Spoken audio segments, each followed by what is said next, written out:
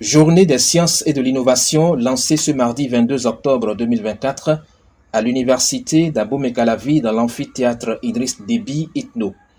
C'est la deuxième édition couplée cette fois-ci avec la première édition de la Semaine de l'agriculture écologique. C'est sous la bannière du projet d'appui à la diffusion des informations et connaissances en agroécologie et agrobiologie. L'intérêt, c'est de faire en sorte que tout ce que nous avons dans nos laboratoires, dans ce secteur-là, sorte des tiroirs et qu'on puisse communiquer là-dessus, qu'on puisse exposer les produits et montrer que c'est faisable d'avoir des produits sains dans notre pays avec le système d'agriculture que nous avons. La cérémonie d'ouverture a été marquée par une conférence inaugurale.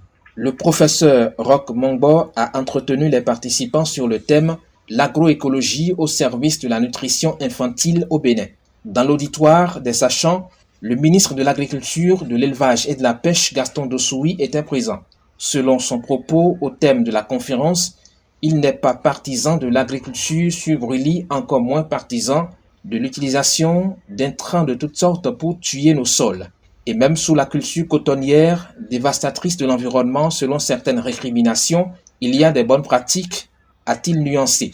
Même sous cette culture cotonnière que l'on estime être la culture dévastatrice de l'environnement, nous créons aujourd'hui un certain climat de production résiliente de la culture cotonnière qui passe déjà par une gestion intelligente du sol pour lui assurer une bonne couverture, un retour des résidus des récoltes, une combinaison entre le coton et autres spéculations.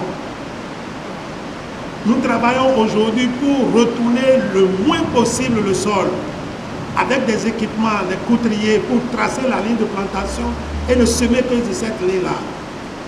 Nous sommes en train de faire une production cotonnière sous paillis pour protéger le sol, améliorer le niveau d'eau qu'il y a là-dedans, afin que même avec un niveau minimal de pluie, nous ayons des rendements suffisamment importants. Faire de l'agroécologie, oui, mais il y a un bémol. Il faut être réaliste car l'agroécologie ne prend pas la place de l'agriculture conventionnelle. Quand je prends le secteur du maraîchage, que nous devons faire en sorte qu'on ait plus d'agroécologie dans ce sous-secteur-là, comparé, mais pour les cultures industrielles majeures, je ne pense pas qu'on puisse dire que c'est forcément l'agroécologie. Pour les deux événements, une soixantaine de stands sont installés. Un stand est dédié aux technologies et pratiques agroécologiques. Le lancement de ce double événement à l'UAC a été meublé par un cocktail de discours. Des discours mettant l'accent sur la place de la recherche et de l'innovation dans le développement. Depuis 2 années, la valorisation des innovations au niveau des laboratoires de recherche devient une préoccupation pour les autorités rectorales. Le constat a montré que la compétitivité internationale gagne en importance tant pour les entreprises que pour les nations.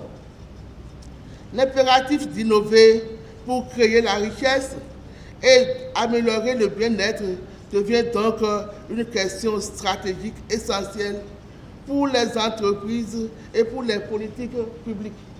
La tenue de cette deuxième édition signale humblement qu'à l'université d'Abomey-Calavi, les journées des sciences et de l'innovation revendiquent l'identité d'une biennale promise à un bel avenir.